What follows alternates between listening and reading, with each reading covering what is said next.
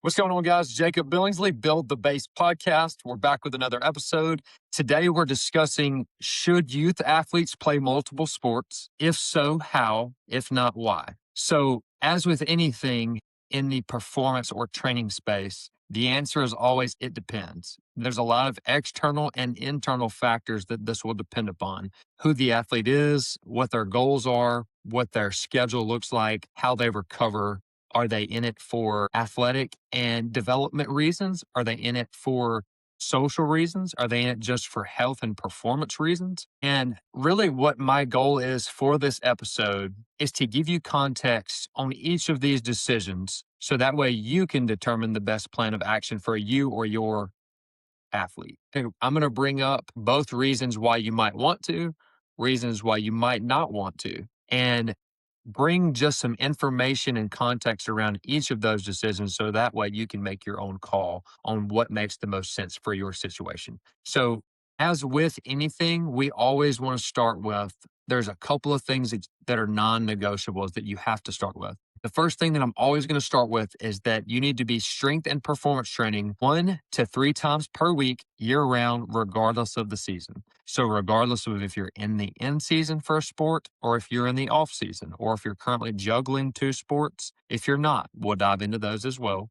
But if you're not training 1 to 3 times a week in the weight room, year round, we've got to start there. Of course, the second thing is eating whole foods, prioritizing protein, eating carbohydrates before the workout to fuel the workout properly, being hydrated, and then also getting good, consistent, and quality sleep. If you're not doing those 3 things, anything that we're about to discuss is pretty irrelevant. Now that that is out of the way, we're going to already assume that you understand that. We're going to already assume that you are doing those things. If you're listening to this podcast, you're more than likely an athlete or a parent of an athlete or coach of an athlete that wants to play at the next level, that wants to be a high performer, that wants to play their sport in college or professionally.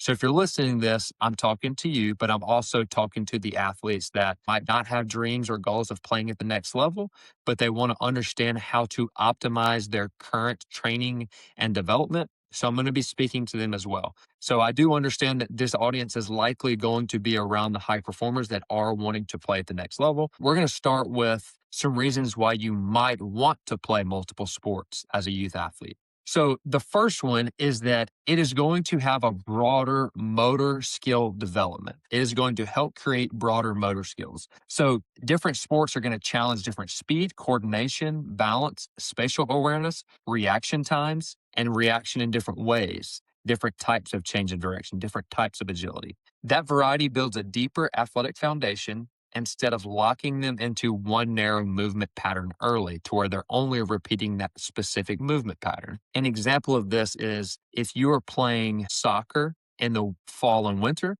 but then you're playing baseball in the spring or summer, those might be 2 good options for broader motor skill development. To where soccer is more bursts of speed, a lot of volume of change of direction, deceleration, lower body movements. Baseball in the spring or summer is going to require more upper body movements than soccer may or may not. So those are going to be good ways to broaden motor skill development. Same thing, basketball is really good for creating strong lower limbs. We're creating plyometrics. We're working on vertical jumping and we're working on reaction of vertical jumps. A lot of quick cuts, a lot of quick change of direction in basketball, similar to soccer. And then, obviously a sport like golf is going to be really good with creating rotational power and rotational skill development. You're going to need to understand how to rotate at a super high velocity if you're hitting something like a driver, but you're also going to need to understand how to gauge your intensity and your effort on things like a pitching wedge or a 6-iron. So that way you are learning different types of motor skills depending on the sport. Another reason why you might want to play multiple sports is that it's going to lower the risk of overuse from doing one sport continuously over and over and over. And repeating the same movements year round, throwing, pitching, serving, cutting, loads the same tissues over and over. Rotating between different sports is going to change the stress levels. It's going to change the movement patterns that are going to be required to play that sport. If you're only doing one sport from an early age, it's really easy to develop overuse injuries because you're doing the same movement patterns. An example of this is a baseball pitcher, a volleyball server. If you're a cross country athlete, it's a lot of higher volume of the same movement. We want to be able to mix in some different movement patterns so that we can develop broader motor skills and lower the risk of overuse injury. A third reason why you might want to play multiple sports as a youth athlete is that it's going to create a higher long term ceiling for athletic development. Research on long term athletic development consistently shows that early diversification leads to better overall athleticism and often higher performance. Many elite athletes played multiple sports throughout middle school and even high school before specializing. It's going to introduce you to different types of coaching and different teamwork activities, where in a sport like football is heavily team dependent.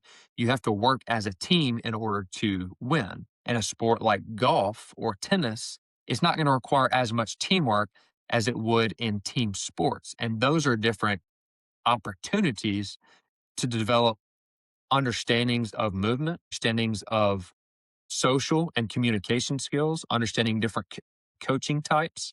Those are a few reasons why you might want to play multiple sports, is that it's going to create broader motor skill development where you're being introduced consistently to different types of movement, different types of reaction, different types of spatial awareness. That's going to be really good for long term development. Another reason why you might want to play multiple sports is that when you do only play one sport, especially at the youth level or younger age, it's going to require a lot of the same movements. Rotating sports throughout the year is going to help lower the risk of overuse injury. And then the last point was it's going to create a higher ceiling for long-term development. Getting introduced to different athletic styles, different types of skill, different types of communication, different teamwork styles, different coaching styles, that's going to create a very broad experience on a lot of things, which can help you with long-term development and a higher ceiling.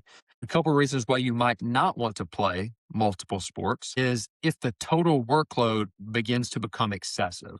If you're juggling multiple sports at one time throughout the whole year, that's going to be pretty difficult to be able to play multiple sports, get your strength and performance training, get your homework done, get family time, get your social time with your friends. It's a lot of things that can get overwhelming pretty quickly. And when you're playing multiple sports at one time, there's a possibility of the workload becoming excessive. And that is where burnout, injury risk can really happen, especially at the youth athlete level when they are juggling a lot of things. There's a lot going on at school, there's a lot going on at home, and then there's a lot going on at practices and games. There's a lot going on with what all that they have on their plate. And that's something from a youth athlete standpoint.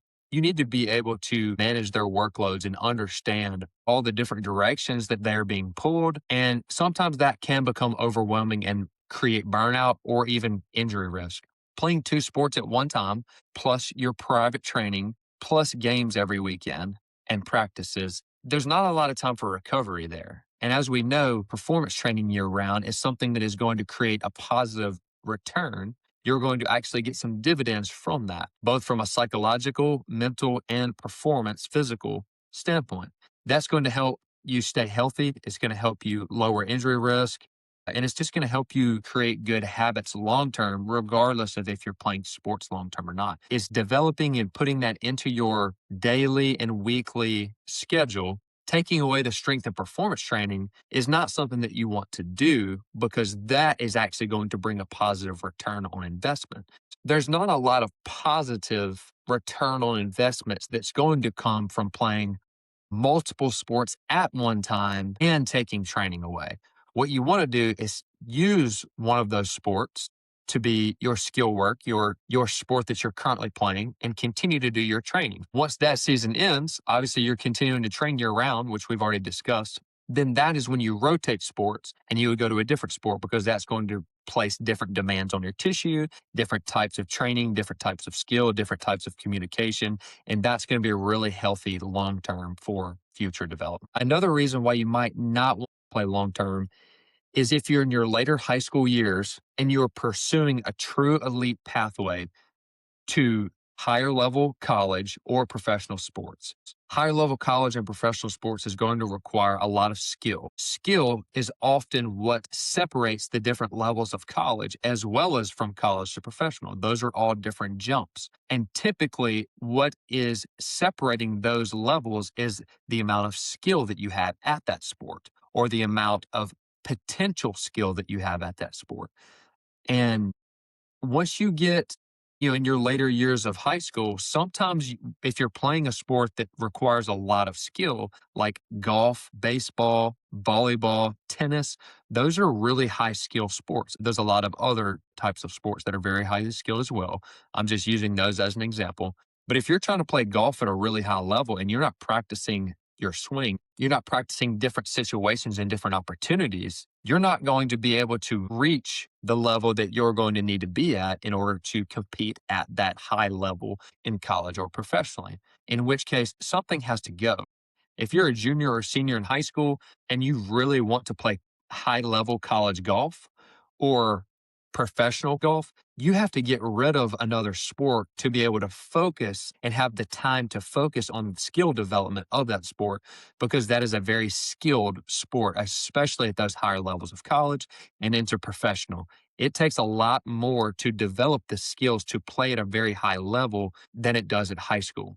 Juggling your schedule and understanding what needs to go, what needs to be prioritized, especially for those juniors and seniors in high school that might be pursuing an elite pathway into higher level college or professional sports. And then the last reason why you might not want to play multiple sports is if you're currently nursing overuse injury, or you're coming off of a season from a different sport and you've either lost or gained weight. And we need to get our body weight back to where it needs to be.